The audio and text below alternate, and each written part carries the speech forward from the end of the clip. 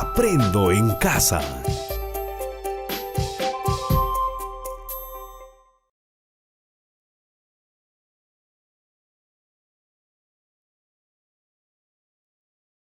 Hola chicos, ¿cómo están? Espero que se encuentren muy bien. Hoy haremos un repaso sobre los temas del tercer trimestre.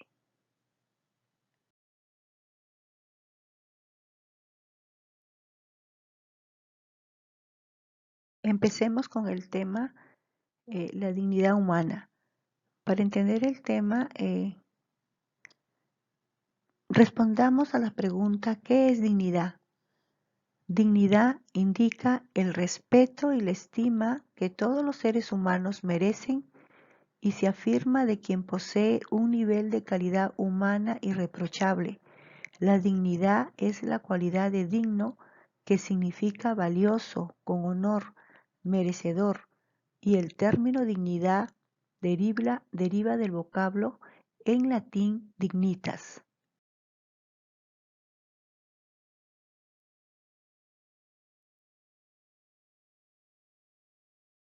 ¿Qué tipos de dignidad podemos encontrar? Tenemos la dignidad ontológica o dignidad humana, es con la cual todos los humanos nacen.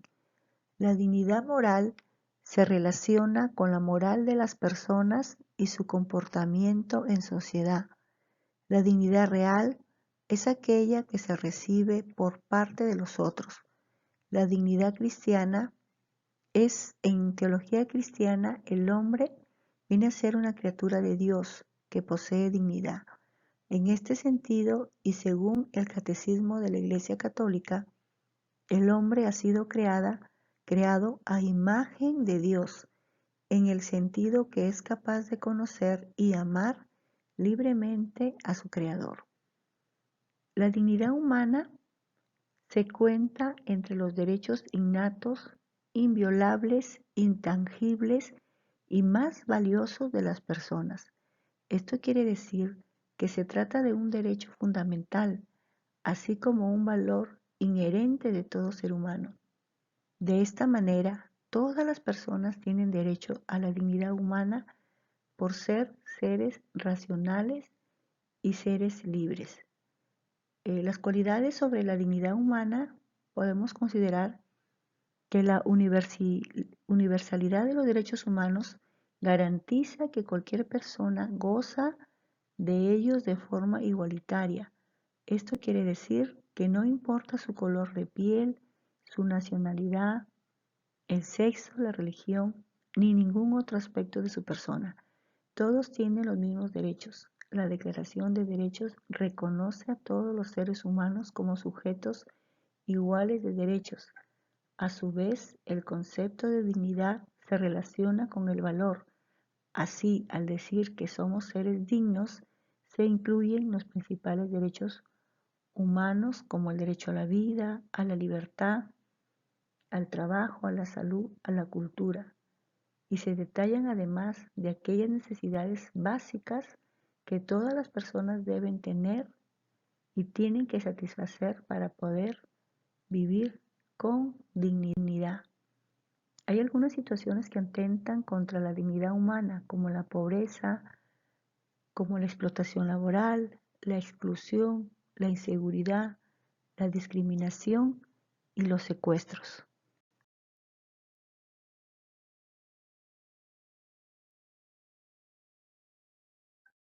Otro tema son problemas de convivencia en el Perú. Recordemos qué es la convivencia. Convivir es compartir tu vida con otras personas que son afines y que comparten fines en común.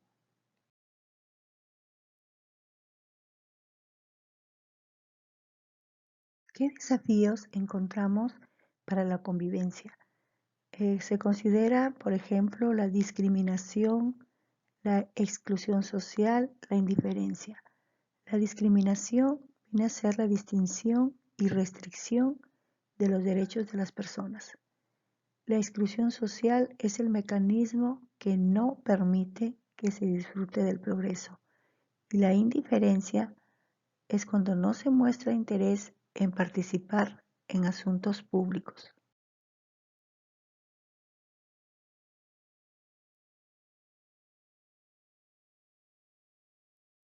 La discriminación y los prejuicios. La discriminación afecta a grupos que pertenecen a una categoría social minoritaria y que pueden ser de varios tipos, por apariencia física, por sexo, por etnia, por rango económico, por orientación sexual, racial, discapacidad, por estética, por nacionalidad, ideología, religión y por edad. La discriminación está relacionada a los prejuicios, que son ideas preconcebidas sobre determinadas personas. La exclusión social. En nuestro país, la exclusión social está relacionada a la pobreza, que a su vez genera más pobreza y violencia.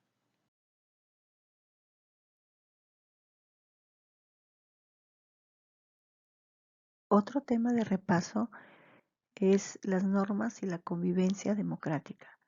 ¿Qué son las normas? Son un conjunto de reglas o aportes a las que se ajustan las conductas sociales y que constituyen un orden de valores orientativos que sirven para regular y definir el desarrollo de comportamientos comunes. Y la convivencia, que ya habíamos dicho, que es ante todo compartir, aceptar, respetar, es tomar parte de la vida de los otros y a la vez hacerlo parte de la nuestra. En la convivencia se demuestra cómo somos. Eh, Aquí también podemos considerar la convivencia social. Es la cualidad que posee el conjunto de relaciones cotidianas entre los miembros de una sociedad cuando se han armonizado los intereses individuales con los colectivos y por tanto cuando los conflictos se devuelven de manera constructiva. La convivencia democrática tiene que ver con el estilo de relaciones y de organizaciones que se da en el grupo que pretende funcionar bajo el modelo democrático. O sea, las personas que les interesa el modelo democrático como forma de vivir, de compartir la vida, de organizar su institución y su política de convivir. La democracia rechaza la imposición y el autoritarismo porque se sustenta en el diálogo. Eh, los valores y la convivencia, los valores vienen a ser principios que rigen y orientan el comportamiento de las personas, influyen en la forma de ser de cada persona y orientan nuestras decisiones. Dentro de estos valores podemos considerar la tolerancia, la equidad, el diálogo, la solidaridad, la responsabilidad y el respeto.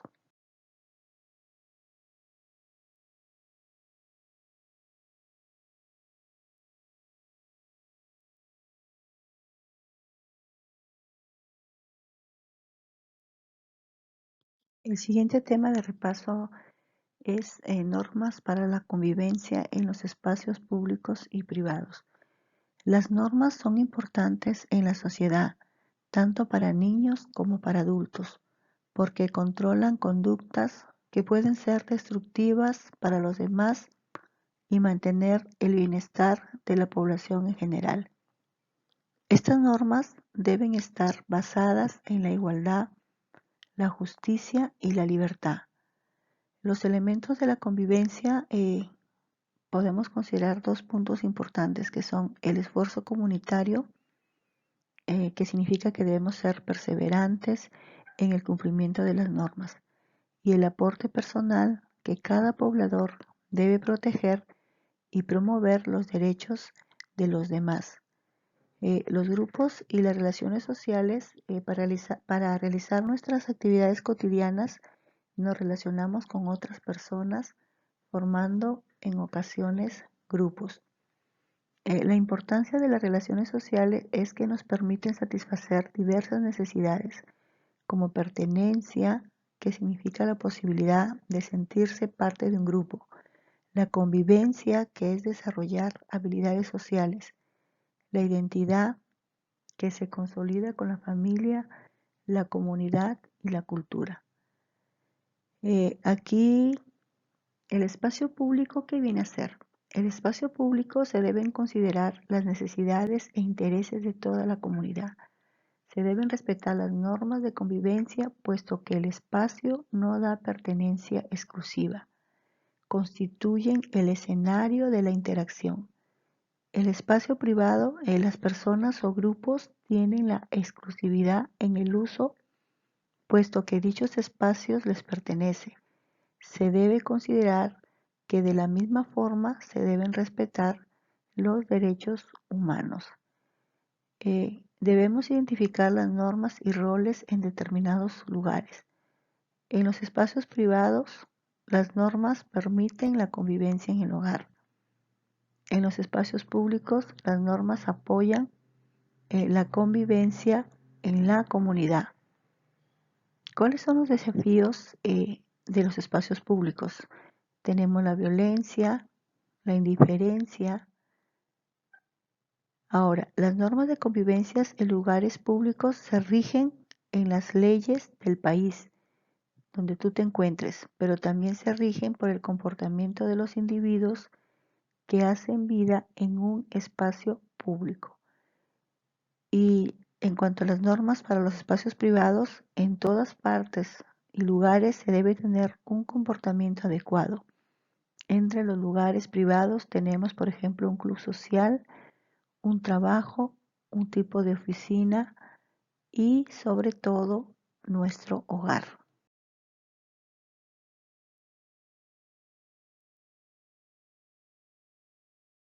Otro tema es la Constitución. La Constitución es la norma jurídica más importante de todo Estado soberano. Es a su vez la norma fundamental que sustenta toda la actividad legal y la competencia del Estado. Es elaborada por el Poder Constituyente y se caracteriza por su supralegalidad protegida por el Tribunal Constitucional. Es también conocida como Carta Magna o Ley de Leyes. En el Perú han existido 12 constituciones desde la República. La Constitución Política de 1993 presenta 6 títulos, 26 capítulos, 206 artículos y 16 disposiciones finales y transitorias. ¿Cuáles son las partes de la Constitución? Tenemos el preámbulo, que es una declaración que explica y justifica el contenido de la Constitución. La parte dogmática, formada por la Declaración de Derechos y Deberes de los Peruanos. La parte orgánica contiene las normas relativas a los órganos fundamentales del Estado y sus funciones. A lo largo de nuestra historia hemos podido considerar 3 tipos de constituciones: las constituciones liberales, las conservadoras y las moderadas. Las constituciones liberales, que promueven una mayor libertad para el ciudadano. Las conservadoras, que impulsan un poder estatal fuerte para mantener el orden. Y las moderadas, que tratan de conciliar dos posiciones.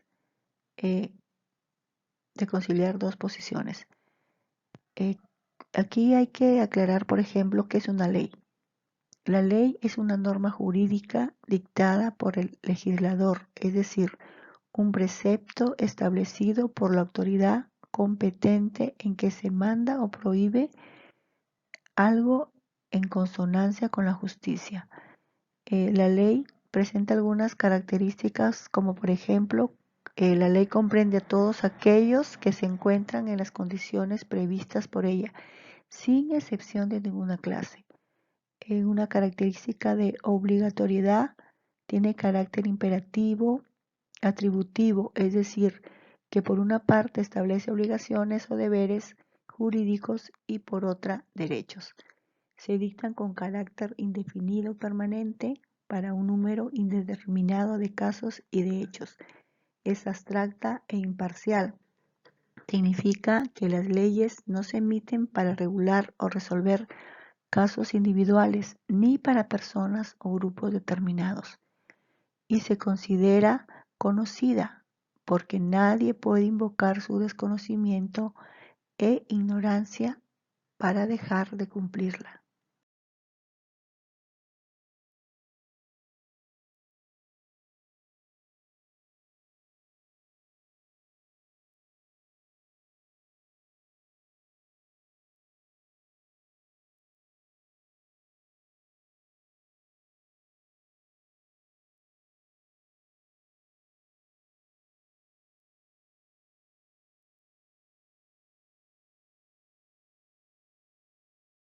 Recordemos el tema sobre el Estado peruano. El Estado peruano republicano surgió a inicios del siglo XIX tras la independencia y luego de arduos debates sobre el tipo de sistema político que le convendría. ¿Qué es el Estado peruano? El Estado es la nación jurídica y políticamente organizada sobre un determinado territorio, el cual generalmente es propio. Según la Constitución Política del Perú, la República del Perú es democrática, social, soberana e independiente. ¿Qué características presenta nuestra República? Es democrática, social, independiente y soberana. El Estado es uno e indivisible. Su gobierno es unitario, representativo y descentralizado. Se organiza según el principio de la separación de poderes. El poder del Estado emana del pueblo. La defensa de los intereses del Estado está a cargo de, de los procuradores públicos. La capital de la República del Perú es la ciudad de Lima y su capital histórica es la ciudad del Cusco. El territorio del Estado es inalienable e inviolable. Comprende el suelo, el subsuelo, el dominio marítimo y el espacio aéreo que lo cubre. ¿Cuáles son nuestros símbolos patrios? Son la bandera, el escudo y el himno nacional. ¿Cómo está estructurado nuestro Estado? Está estructurado en tres poderes: el ejecutivo, el legislativo y el judicial. El poder ejecutivo, que se encarga de ejecutar leyes, lo integra el presidente de la República, el Consejo de Ministros y los vicepresidentes. El poder legislativo, que aprueba leyes, formado por el Congreso de la República. Y el poder judicial, que se encarga de administrar justicia, mantener el orden constitucional, y está conformado por la Corte Suprema de Justicia, las Cortes Superiores, los juzgados civiles, penales y especiales, los juzgados de paz, letrados y los jueces de paz.